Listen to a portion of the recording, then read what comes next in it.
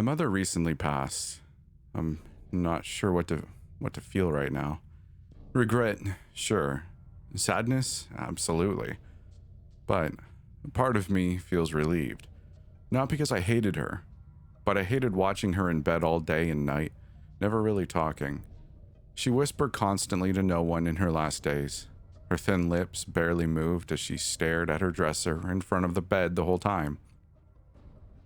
I'm not sure what it's like to have dementia, but I decided that if I ever inherited her odds of getting it, I knew that would be the day I finally tried fentanyl.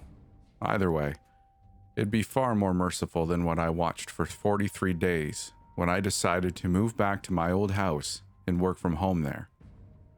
Occasionally, after I finished my last Tier 2 meeting, I'd step out to get some soup for her. She ate but very listlessly took a moment to acknowledge the food. For some reason, her nurse refused to stay too long in the bedroom, and when she was in there, she'd always make a cross with her fingers before and after entering. I guess Brazil was big on Catholicism, since I think I learned more biblical quotes from her mumbling than when I went to Hebrew school. I was sorting through my mother's leftover belongings and packing them to be sent to my sister who was stuck in Sweden due to COVID. My friend Al was with me helping. Hey man, do you know where the tape is? This box of books needs to be packaged up. Al was mostly a work friend, but we vibed when it came to our love of horror movies. I pointed to the tape next to him. He was also a little unobservant. I walked over to my mother's bed and tried not to pay attention to the vague shape of her impressed in the blankets and sheets. I picked up a pillow with a sunflower cover on it. Mom seemed to love that cover, since she kept gently petting it like a pet. I sighed and shook my head. The dresser was still messy, so I went over there to sort and clean. I wondered why she stared at it so long. It was mostly just a mirror and a bunch of pictures and knickknacks on it.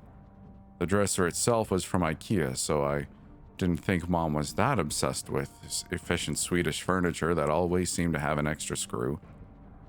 There was a picture that caught my eye. It didn't look like my mom. It was probably Grandma. She also had dementia, so odds are that it's also genetic. I hope that it was mostly through the female line since I was a guy, which is a selfish thought, but watching Mom still haunted me. The picture made me laugh a little, since the little girl in it was smiling so brightly while holding a cat, who was poised with legs spread and the tail upward curved like a boner.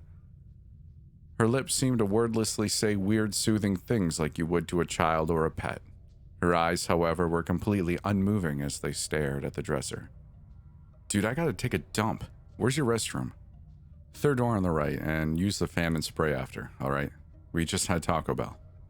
The Crunchwrap Supreme is worth it. Or maybe not, depending on how long I'm in there. Ugh, just go. I groaned and looked at that picture. It had to be Grandma, since that sort of sepia tone on it had to be from a camera from before Mom's generation. And the chair she was sitting on was old. It was still in the living room too, and clearly smelled still of Scotchgard and cigarettes. Finally, I got the courage to start cleaning up the bed and throw the sheets in the washer.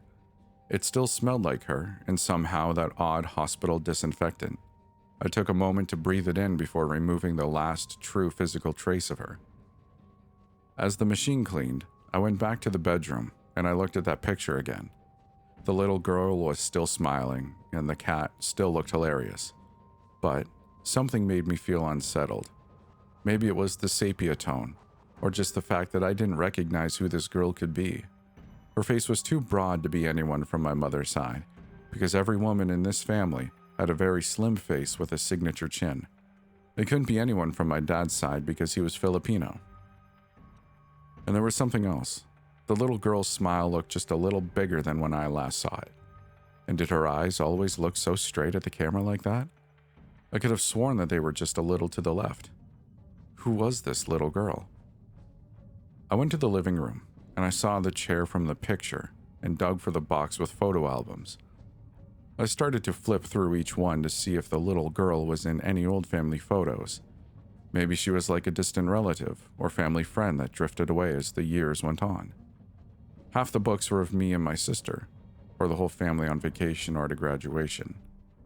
There was my sister's wedding pictures. I could make out who was drunk and who wasn't since I was clearly drunk and half the family kind of looked like me when I'm drunk. The other half were older pictures from both sides of my family. There was my dad riding a motor scooter in Manila when he was young. There was my mom at a basketball game where they still had those weird short shorts for uniforms. No little girl. Huh. I got up and went to get the picture to examine against the photo albums. I must have spent 15 minutes maniacally trying to see if there's any match in any of the pictures. And every time I glanced back at that little girl, I felt something increasingly off about it. Was it her smile? Was her smile always that wide? Or her face that blurry? Whatever it was, I felt very uneasy and almost on the verge of a panic attack for some reason. Feeling tired, I laid back in the same chair that little girl was sitting in. I rubbed my eyes and dropped them into my lap. Who the hell was this little girl? And why was her picture on Mom's dresser? I think she once mentioned that Grandma also had it, but she never explained where it came from or who it was of. Dude, come on, talk to me.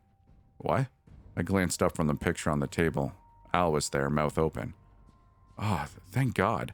I thought you were like sleeping with your eyes open. I was only thinking. Sorry. How's the crap? Forget about that, man. That was a long 20 minutes, but that Crunchwrap Supreme still edges out as worth it. You've been staring at that picture and mumbling for like 10 minutes.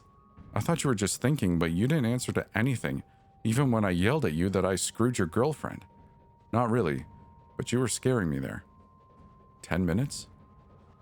That was only like 2 minutes tops, since I'd only been sitting for like the course of a White Stripe song. Yeah, it was really weird, man.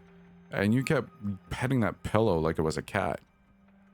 I looked down and noticed that I had that sunflower pillow in my lap. When did I pick it up? I blinked at Al and then looked at the picture. That little girl had an almost inhumanely wide smile, and her face seemed even blurrier. What the hell is going on?